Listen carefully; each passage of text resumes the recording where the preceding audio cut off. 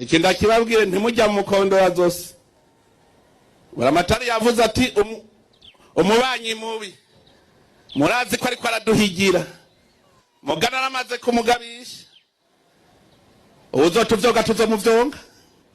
When it comes to defending this country that has suffered for so long and nobody came to the help, I don't need permission from anybody. Go home, sleep, don't do anything.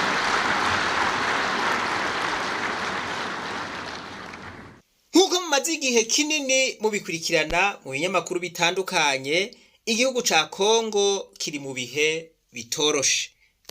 Uno munsi rero singoba ndababwira amakuru, murafise amakuru ahagije kubiriko bibera muri Kongo, aho hariko haraba intambara hagati ya leta ya Kongo n'umuhari witwaje ibigwanisho wa M23.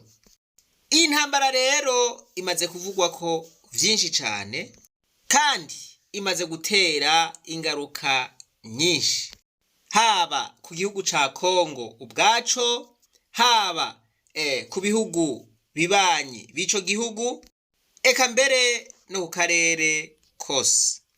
Uno munsi rero sinje kubabwira amakuru nkuko nze nabivuze, murafise amakuru ahagije, ariko nje kugira ngo twige kubera iki amakungu ataca ariko arakora kubiriko birabera muri Kongo, kubera iki Uburundi buri muri Kongo, kubera iki u Rwanda ruri muri Kongo, kubera iki Uganda bivugwa yuko buri muri Kongo, kubera iki SADC iri muri Kongo, kubera iki Afrika y'Epfo iri muri Kongo, kubera iki amakungu aguma avuga mugabo hadafatwa ingingo.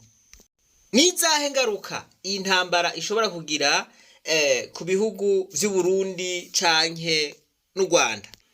Iki kintu rero mucumviritse bantu b'Imana, nico nja gushimikira ko ahanini ingaruka mbi zishobora gushikira Uburundi n'u Rwanda.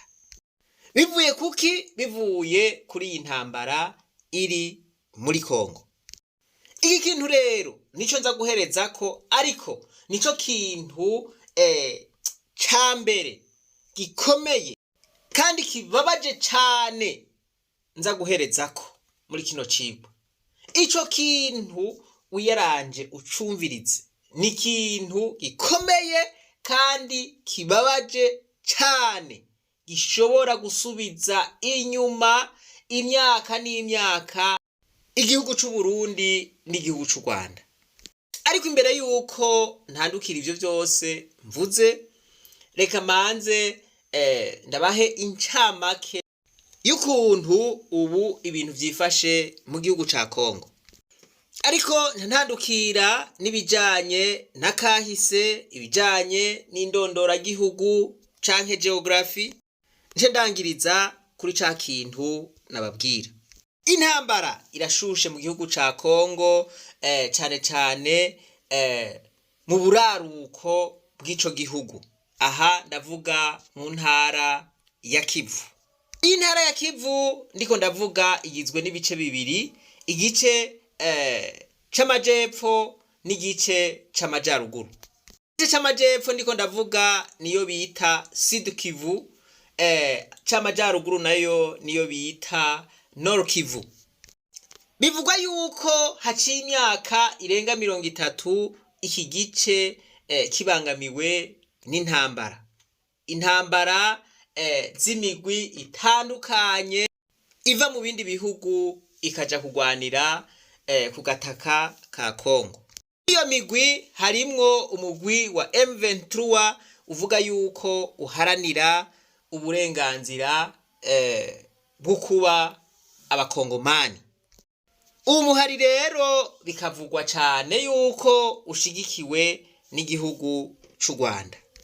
Uwo muhari nyene ukaba umaze gufata igisagara ca Goma kiri mu ntara y'amajaruguru ya Kivu canke muri Nord Kivu.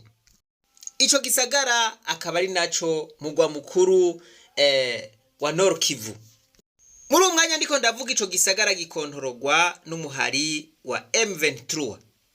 Bamaze gufata igisagara ntibarekeye ngaho, ahubwo baciye baja mu majepfo muri Sud Kivu kugira ngo nayo bayigarurire.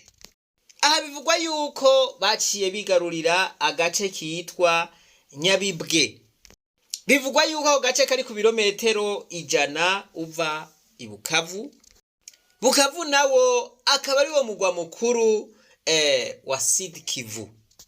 Nkuko tubibona mu binyamakuru bitandukanye, uyu muhari wa M23 ugomba kugerageza kwinjira aha i Bukavu. Ariko hariyo abasirikare ba FARDC canke igisirikare ca Kongo, hakabaho n'abasirikare b'Abarundi. Bivugwa yuko abasirikare b'u Burundi bari kuri ako gataka ka Kongo, cane cane muri iyi ntara ya Sud Kivu, bo bashika 12,000. Iyi ntambara rero isanzwe irimwe ibinyegezwa vyinshi bitandukanye n'ivyo abantu basanzwe bayimvirako. Umuryango ugizwe n'ibihugu vya SADC warungitseyo abasirikare kugira ngo baje gufasha leta ya Kongo. Ndabibutse yuko haheruka no kuba inama yabereye i Dar es Salaam y'abakuru b'ibihugu bagize uwo muryango, bakaba bapfunditse yuko intambara yo hagarara hagatangura ibiganiro, nayo ibihugu bifise abasirikare kubwo butaka bwa Kongo bikabavanayo. Cane bakaba basaba igihugu c'u Rwanda ko cokurayo abasirikare bacu. Ariko ako kamo ntikitabwe, intambara zikaba zibandanya. Igihugu ca Afrika y'Epfo naco niyo gisanzwe kiri, coco geruka no kuburirayo abasirikare 14 aho cagiriza umuhari M23 yuko ari wo wabishe. Rero tuvugana ibintu ntivyoroshe hariya i Bukavu. Aba baroberi ba M23 baguma bagomba kwinjira aho i Bukavu. Ibintu vyaraparanganye, amashure yarugaye, n'ibindi bikorwa vya leta ntibikora. Abantu bahungiye mu gihugu hagati. Aha rero bivugwa yuko abantu bamaze guhungira mu gihugu hagati canke les déplacés de guerre bo bangana 7,000,000, nayo ngo abarenga 3,000 baramaze kwitaba Imana. Aya makuru akabashikirizwa na UN. Abanyagihugu ba Kongo rero kino gihe baramerewe nabi. Twohava tuvuga yuko bagowe, barasubira baragorwa, n'imitwe iravyimba. Ubu ntibagira imfashanyo ntizigira aho zica, ibibuga vy'indege birugaye. Aha twovuga ikibuga c'indege ca Goma, voilà, ubu kiri mu minwe y'umuhari M23. Aha twovuga ikibuga c'indege ca Kavumu ntikirafatwa n'umuhari wa M23, bivugwa yuko gicungerewe cane n'abasirikare b'igihugu c'u Burundi. Aho naho nyene murumva yuko atandege zishobora kugikoresha.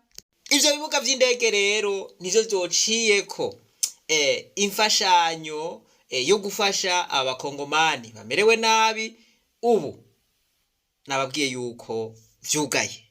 Ubu ibitaro vyararengewe n'indembe, ibintu bimeze nabi, nta miti baronka, bimwe bita gukubitika. Ubu abakongomani barakubititse. Abasirikare ba Kongo barugaye ibarabara rihuza Goma na Bukavu kugira ngo babloke M23. Murumva yuko haba mu kirere haba hasi ibintu ntivyoroshe na gatoya. Ubu harabavuga yuko Kongo isigaye ari cimetière canke akaburi k'abakongomani benshi. Ikindi nuko bakoranije urwaruka rutari ruke rwa Kongo kugira ngo rushobore kwitangira igihugu mu kurwanya umwasi. Naho ico gisagara ca Bukavu kitarafatwa n'umuhari M23, kino gihe kirageramiwe. Leta ya Kongo yoyo yararahiye yuko idashobora kuganira na M23. Iyi yari incamake ntoya rero y'ukuntu ibintu vyifashe muri Kongo kino gihe. Reka dutangure twibaze rero ku nyishu ya vya bibazo twabaza mu ntango. Kubera iki igisirikare c'u Rwanda biboneka yuko kiriko kirafasha cane umuhari wa M23? Kubera iki igisirikare c'u Burundi biboneka yuko kiriko kirashira inguvu nyinshi mu gufasha FARDC muri Sud Kivu? Twahava twibaza duti mbega ibi bintu biva kuki?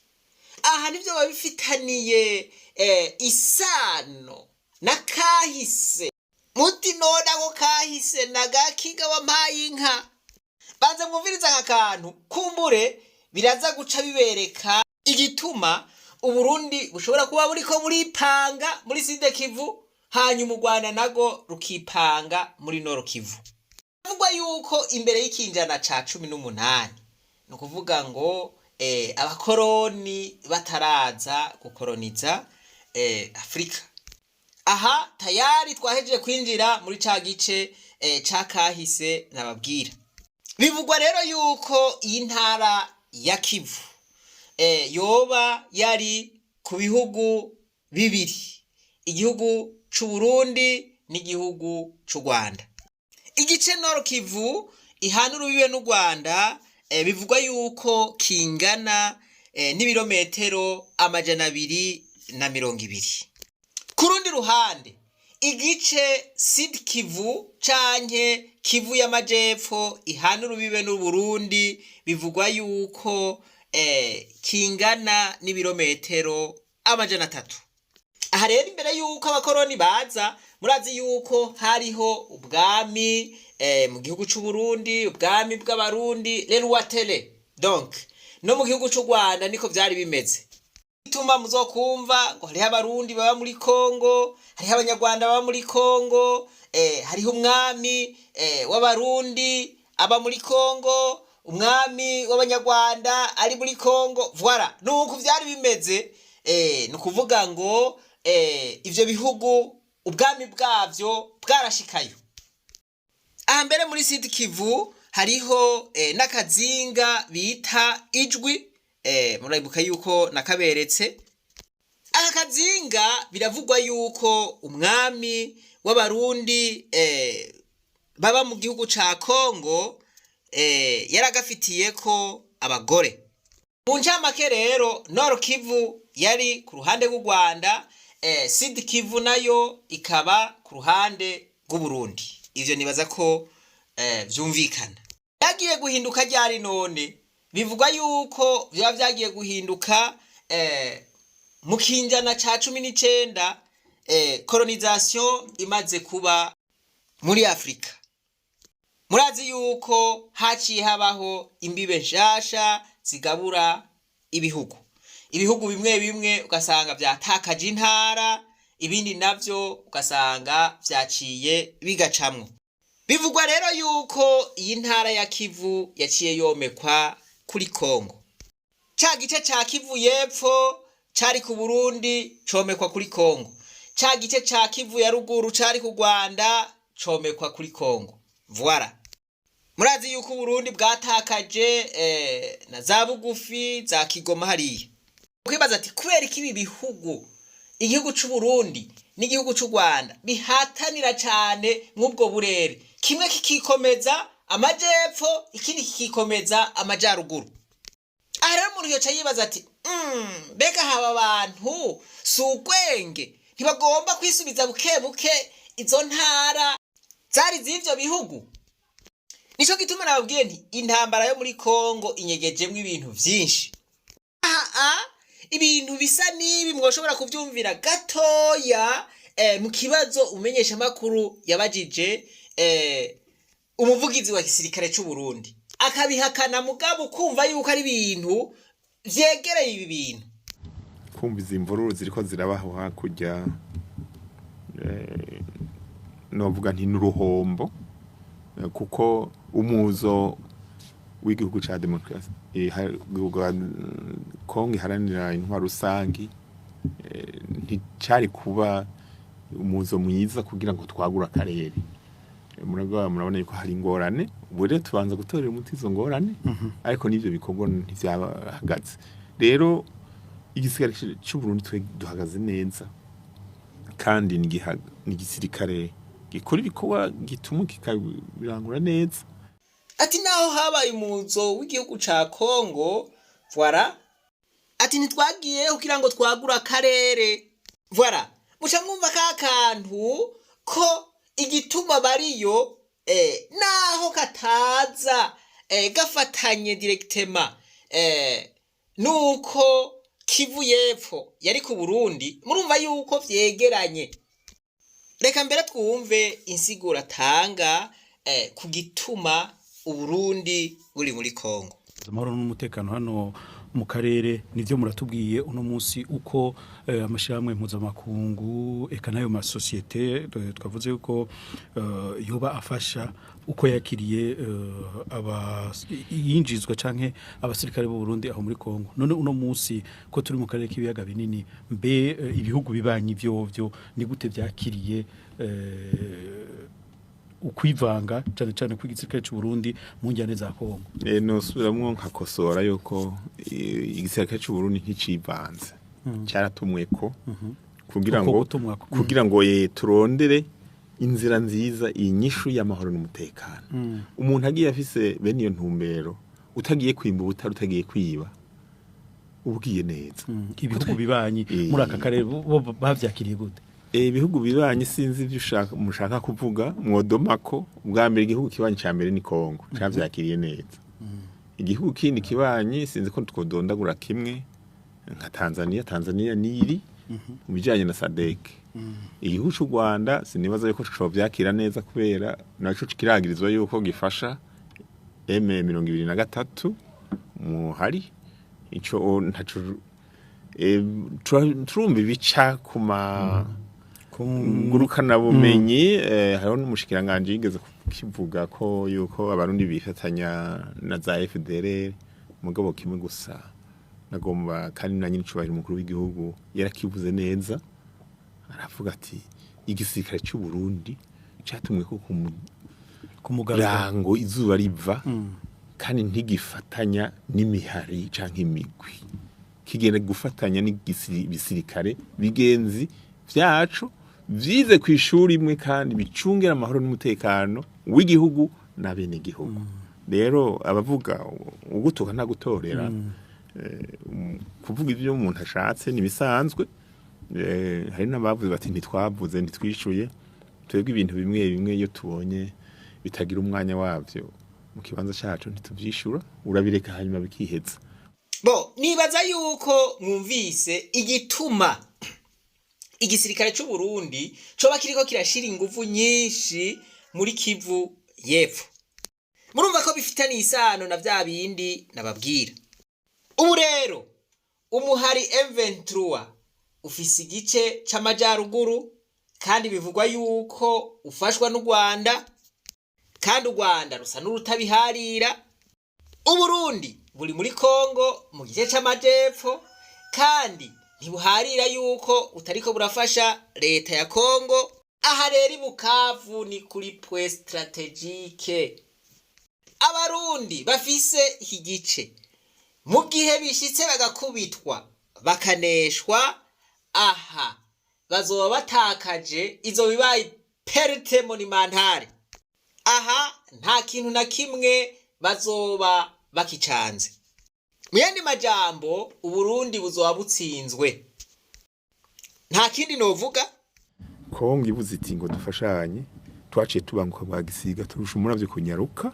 Ubu rero niyo tumufasha nk'umubanyi, turamufasha nk'umubanyi, kandi turiko turikingira. Uno munsi none ubu rero bigeze neza. Twe ku ruhande dutumereye ko muri Kivu y'amajepfo, aho imigwi ya Red Tabara, FNZ abampema n'abandi bari bashinze ibirindiro, kandi bahora batera umudugararo umutekano muke mu gihugu cacu.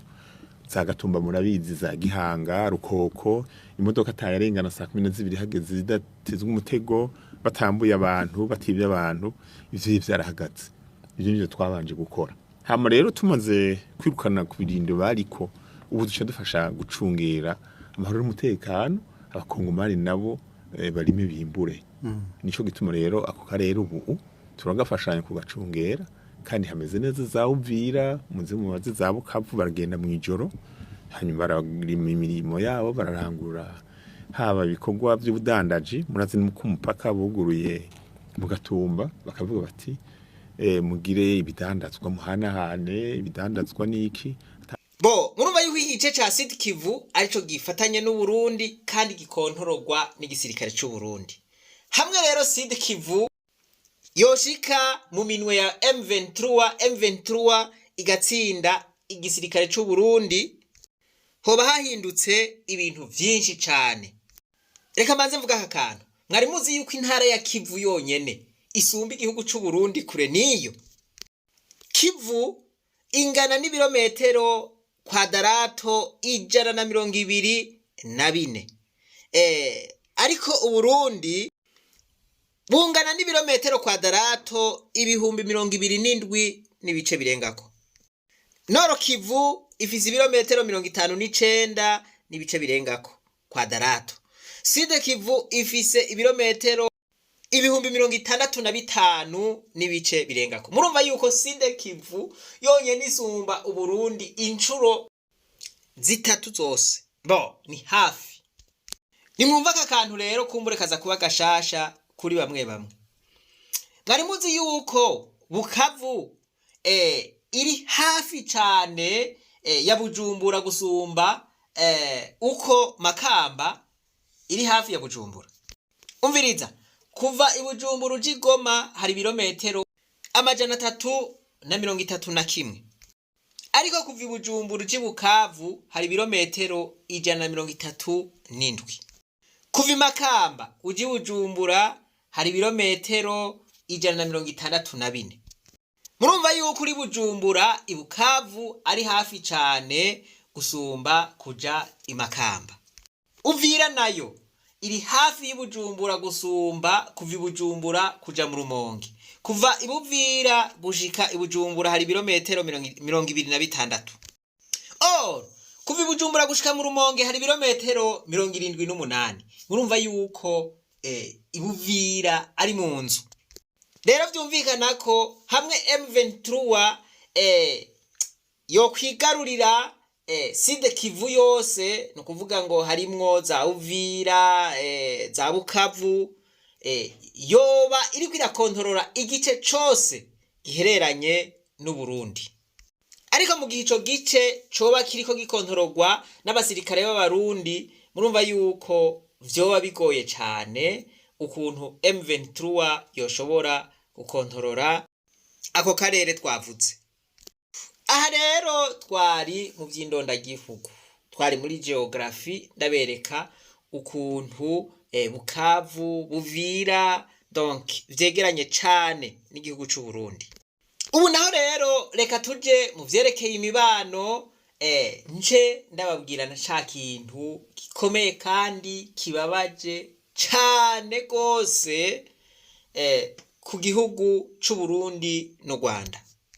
Mu vyerekeye imibano bivuye kuri intambara ya Kongo, ubu umubano w'igihugu c'u Burundi n'igihugu c'u Rwanda ntiwifashe neza.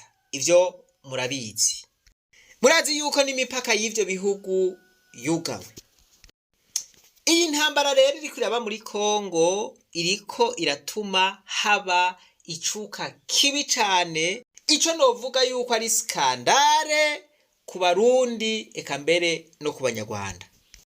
Naragerageje kwihweza ndaraba nsanga intambara igarukanye vya bintu vy'amoko ku gihugu c'u Burundi no ku gihugu c'u Rwanda. Ibi rero je ndavye ingene abantu bavuga, ngasubira nkihweza neza, naragize nti hari akantu basha je narabibonye kabisa.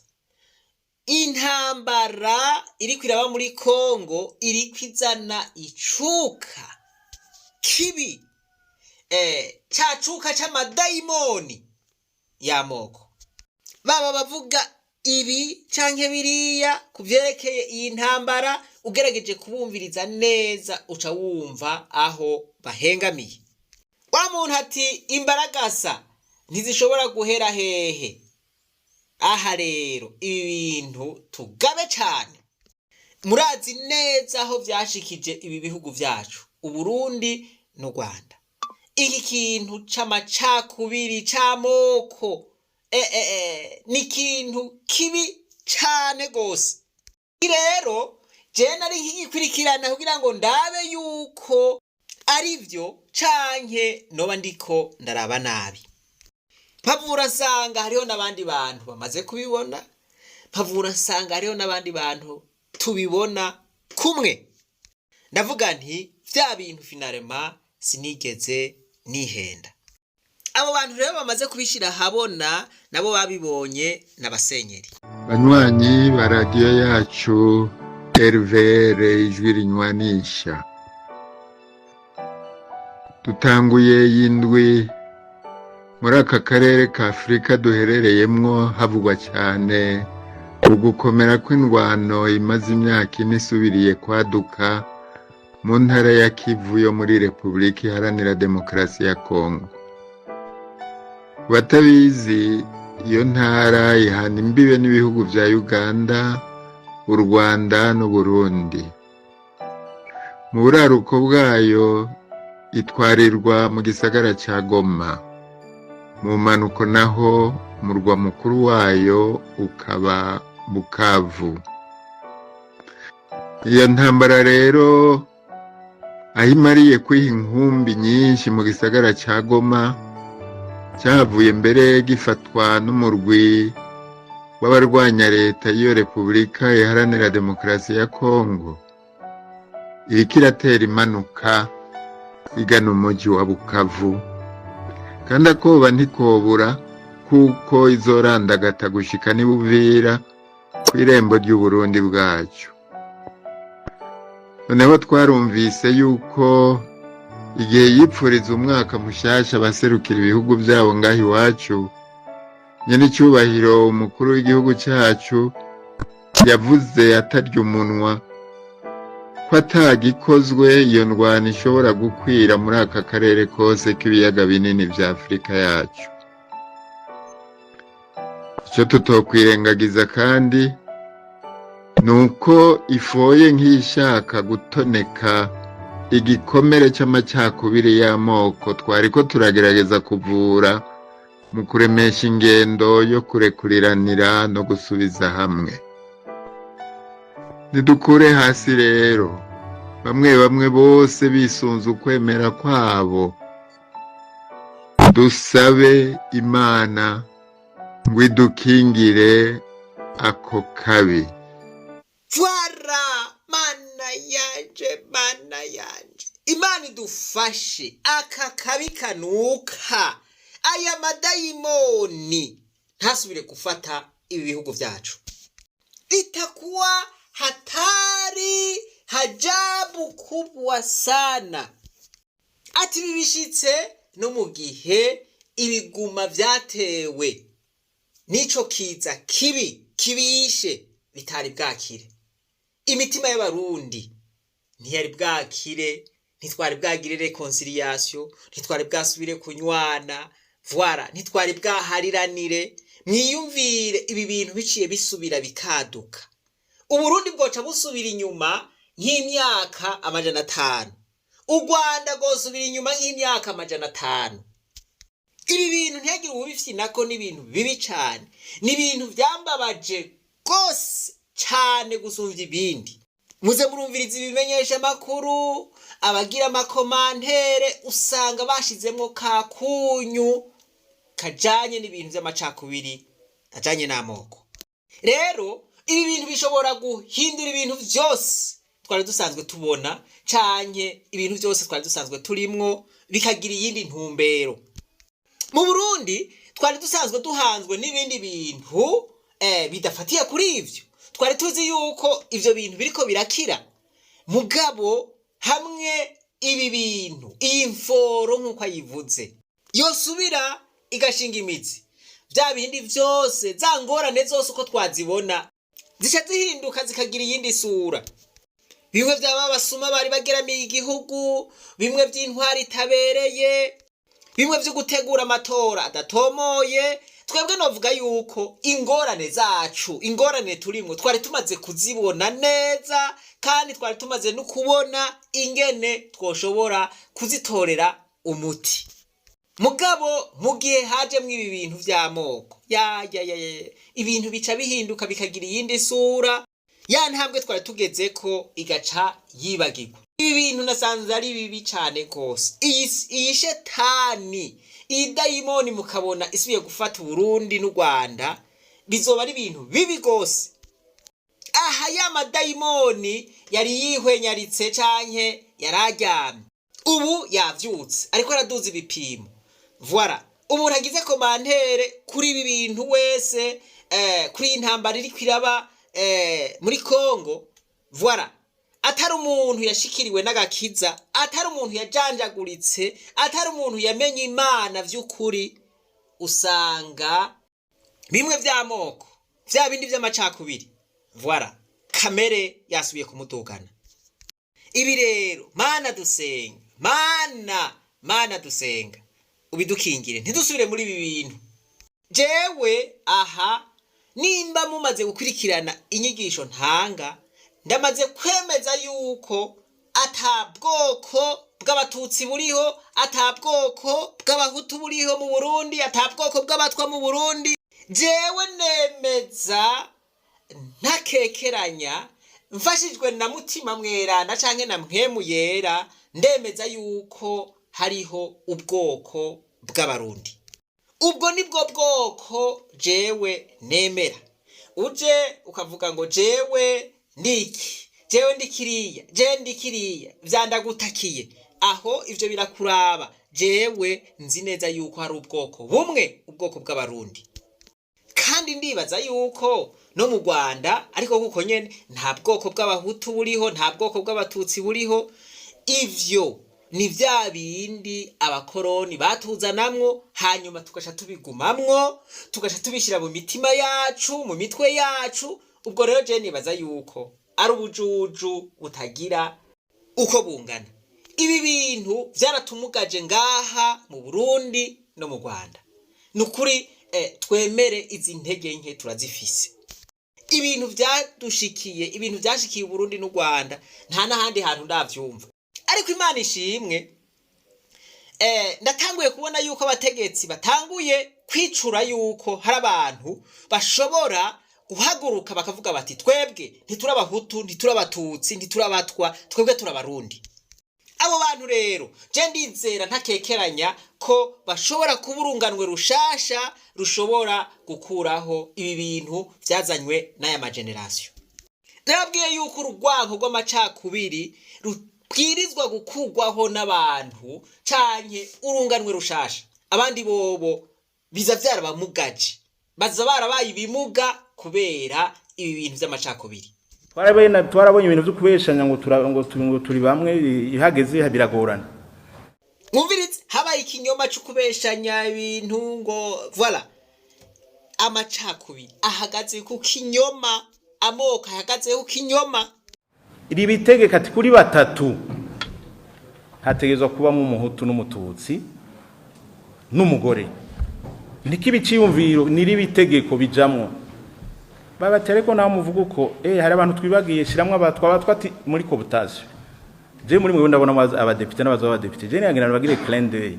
Mu misiza mwitege ikindi kibazo c'abarundi atarabahutu, atarabatutsi, atarabatwa. Mu misiza tuzoronka ibindi bibazo batubwira ati ibwirizwa nshingiro dufise hari umugwi w'abarundi rikumira, kandi ntabwo bame Prosper karababwira je suis conseiller ico kibazo. Ça fait bientôt 20 ans manipuler code électoral. Ndabonamwo ibihengeri bitari bike bikenerwa kuzibika. Ingene tuguma tuvuga ngo bazungu baratuhenze, ngo batuzanyemwe ibintu, ngo sikera siko vyari bimeze. Muga tukaguma tuvyemera, tukaguma tubinywa, tukaguma tuvyizera. No mu mategeko tukaruha tukabishiramwo. Umuntu ntaronka akazi kubera atari iki canke kiriya, kubera bafatiye kuri vya bintu vy'ububeshi. uvuze yuko mu Burundi hari ubwoko butatu nukuri kw'Imana abantu bo gutwenga no kugutwenga bati none ubwoko murafise ubwoko nyene. Aha rero je ndi mu bantu ba mbere bogira iyi reclamation, abantu boryohererwa iki gikorwa, urunganwe rwoba ruriko ruharanira uburenganzira bwago bwo kuvuga yuko atari abahutu canke atari abatutsi, urunganwe rwoba ruriko ruvuga yuko rufise ubwoko bw'abarundi. Uru rubanza n'imbere y'Imana tworutsinda ko ibi bintu ni kinyoma. Nawe uriko urabidefanda wobisigura ugateba ugaheregwa. Abwiye nti aha ushitse ku mfiro uri kuri dernier spire bakubaza bati none gushika ubu uracemeza yuko uri mu bwoko bw'abahutu, uri ubwoko bw'umututsi, uri ubwoko bw'umutwa canke uri ubwoko bw'umurundi? Bati imbere yuko upfa muri ivyo bitatu tuvuze canke ivyo bine tuvuze tubwira ubwoko bwawe bw'ukuri. Wavuga uti jewe ndaryumye ko ubwoko bwanje ndumuhutu, ubwoko bwanje ndumututsi. Jewe sindi mu bwoko bw'abarundi, oya, ubwoko bwanje si umurundi, oya. Rero kugira ngo utore ubwoko bwawe bw'ukuri wiyumvire hamwe ushitse ku kanyu uri ku mfiro, aha ukuri koko ntiwogenda utakuvuze, kandi ndazi yuko ukuri ukuzi kuri muri wewe, mugabo kubera wamugajwe n'ibi bintu vy'amacakubiri uguma udefanda le diable, uguma uvuga ivyo uzi yuko atari vyo. Naho noba ndi ku mfiro no kwemeza yuko ubwoko bwanje originale ubwoko bwanje ari ubwoko bw'umurundi. Jenda umurundi yiyemera ivyo maze kubitahukirwa neza cane, nta wundi muntu yonyizamwe ibindi bintu, kandi ndi mu mugwi w'abo bantu bazovuga bati twebwe ntitwemera yuko mutwita abahutu canke abatutsi canke abatwa, twebwe ubwoko bwacu n'ubwoko bw'abarundi. Bw'abarundi sinzi ibintu bikitugoye umutsi uraranduka ko no guturika. Hari abarundi atari abahutu atari abatutsi, ndabivuze ndabisubiyemwo muri constitution atari.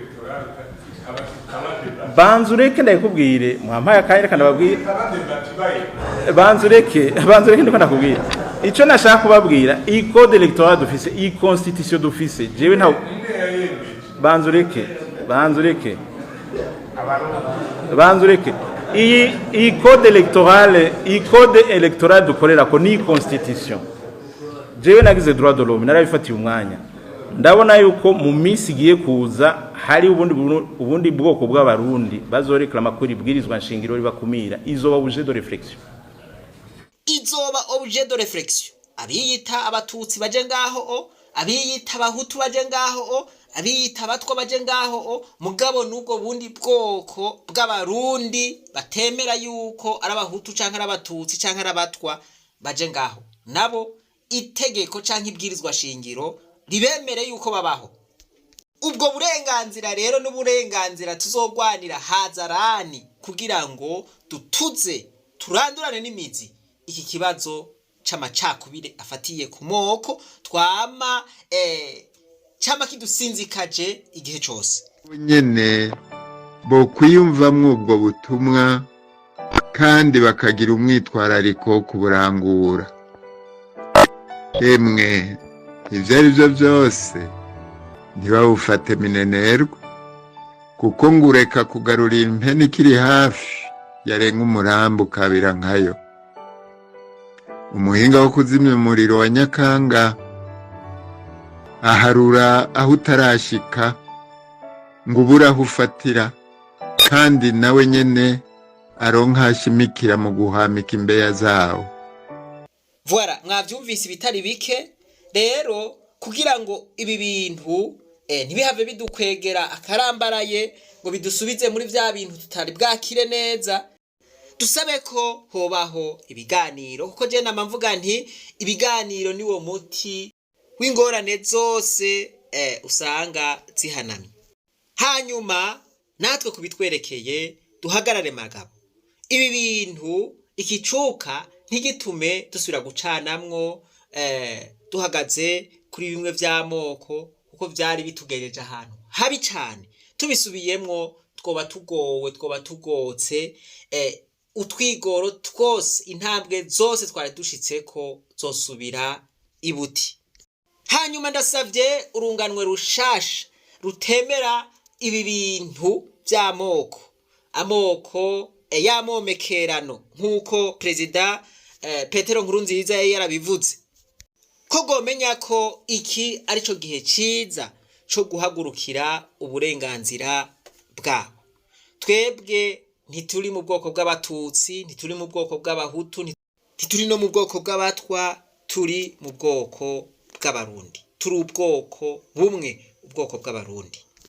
Reka ndangize nsozera rero mpanura abakuru b'ibihugu biboneka yuko bariko baraterana amajambo kino gihe, biboneka yuko bashamiranye, ko boganira nk'abavukanyi na kare ntazibana zidakubitana amahembe, kuko mu gihe hora mukabaye intambara hagati y'igihugu c'u Burundi n'u Rwanda, nta kintu na kimwe yotwungura atari uko yodusubiza inyuma imyaka n'imyaka. Twese ntawovyungukiramwo atari uko twobihomberamwo ivyacu n'abacu, hanyuma tugapfa twicuza, intuntu yaratwishe, amakungu yitwengera. Norangiza nsaba kandi ko mu gihe abanyamurenge bosaba ubuhungiro nk'uko biriko biraboneka ko bariko barahungira mu Burundi, ko bo buhabwa, kuko nta muntu n'umwe ashobora kwimwa ubuhungiro mu gihe bigaragara neza yuko ubuzima bwiwe bubangamiwe, ariko kandi aronswe ubwo buhungiro bigaragaye neza yuko atamutekano muke ashobora gutera. Inzego z'igihugu ziriho ku bwico zitegerezwa kuraba yuko ataje guhungabanya umutekano, kandi n'umutekano wiwe utegerezwa gukingirwa bikwiye. Mwebwe mwese mushoboye gutahura iki cigwa, Imana nibampezagirire cane. Ahasigaye reka twibandarize rwa rugendo rwacu, maze tugaruze umunezero Satani yatunyaze. Umuntu atarashika mu ishuri ry'abarundi bose turamuhaye kaze. Ntimwibagire kugira subscribe, j'aime na partage.